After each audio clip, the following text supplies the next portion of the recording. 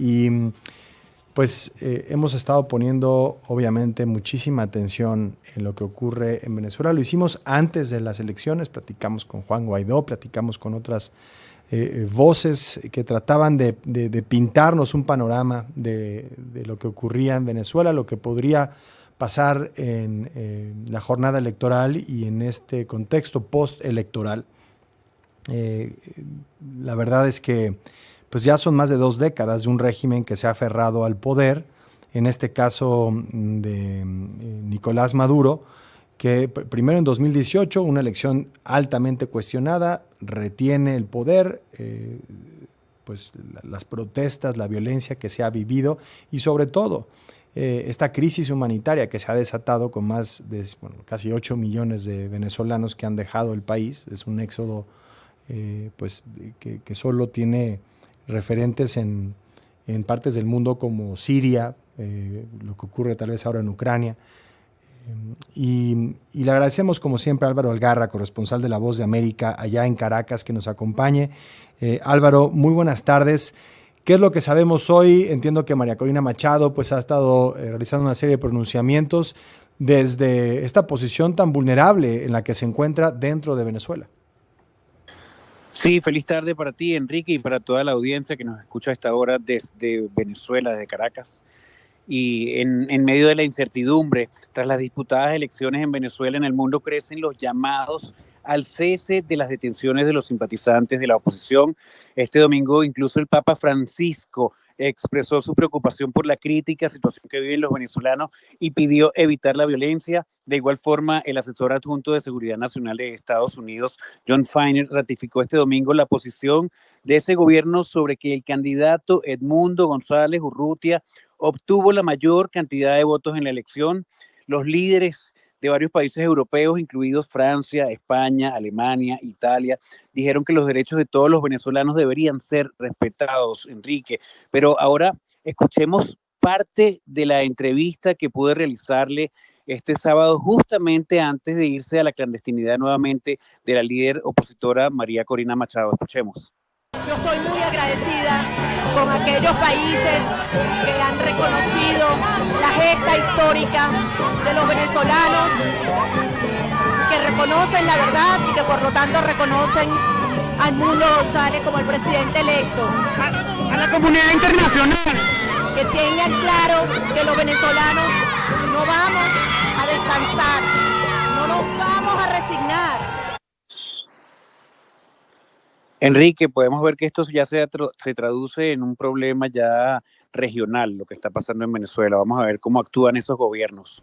Pues sí, obviamente el eje que agrupan Colombia, Brasil, México, pidiendo pues transparencia en los resultados, que esto me parece fundamental y muy positivo, porque no se ha dado, ¿no? Y segundo, una salida negociada que parece ser la única ruta para que Maduro deje el poder. Correcto, Enrique. Ella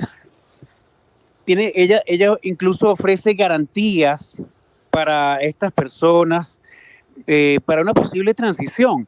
Y Enrique, te repito, como lo he dicho consecutivamente, aquí la salida fue electoral y los votos están, ellos tienen las actas, solo piden que lo reconozcan, eso es lo que piden. Sí. Aquí no queremos más muertes. Y es justamente en el reconocimiento, en el respeto a esos resultados que debería de darse esa negociación y que aceptara, por supuesto, el régimen de Maduro el desenlace de este proceso electoral.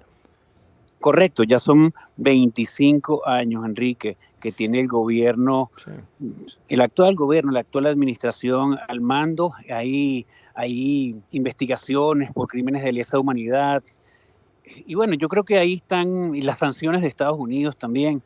Y vamos a ver qué pasa en las próximas horas, Enrique, porque, repito, aquí el pueblo no quiere un baño de sangre, como lo advirtió el presidente Maduro, no quiere más represión. Son más de 1.000 personas detenidas durante los últimos días. Eso es una tragedia para esas personas y para las familiares de las personas que están ahí. Sí, sin duda. Pues Álvaro Algarra, como siempre, muchísimas gracias por este reporte en tiempo real y seguiremos en contacto contigo allá en Caracas, en Venezuela.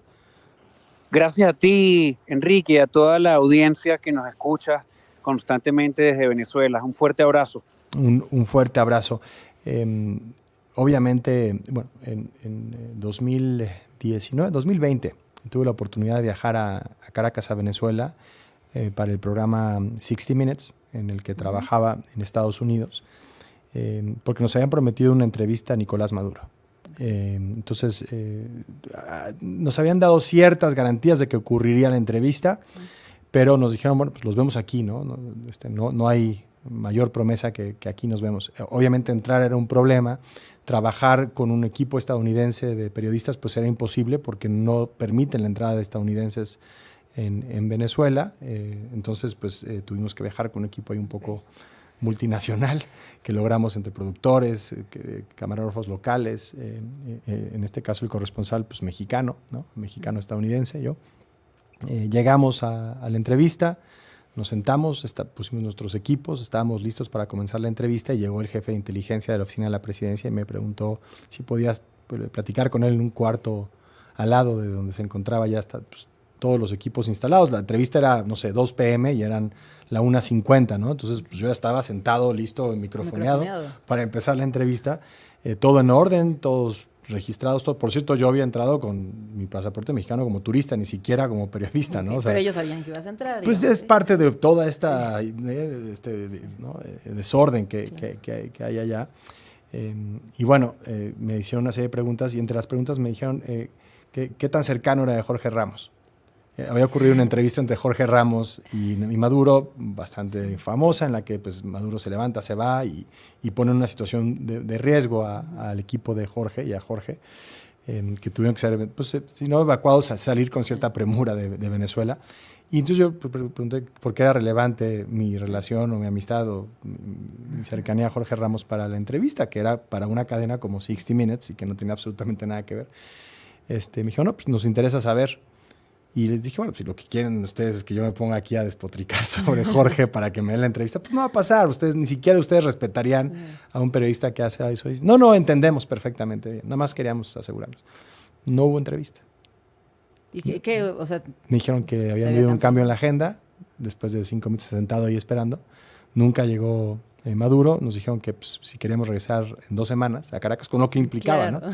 Que con mucho gusto nos recibían, sin garantías de nuevo pero de que ocurriera. Es extraño, ¿no? Porque, digamos, es una pregunta que tuvieran podido hacer por teléfono. No era difícil saber que trabajaba en la misma cadena que Jorge Ramos y que también era conductor, no sé, pero pues no sé si esa ha sido la razón ni siquiera, ¿no? O solo andan desmotivando periodistas para que no sigan intentando. O hablando mal de sus colegas, claro. ¿no? Pero bueno, esa fue la realidad, parte de la experiencia que tuvimos en Venezuela y pues claro, lo que pudimos ver en nuestro recorrido por Caracas, por las calles, los mercados, y Caracas es una isla, en medio, un oasis, en medio de lo que ocurre en el resto del país. ¿En qué sentido?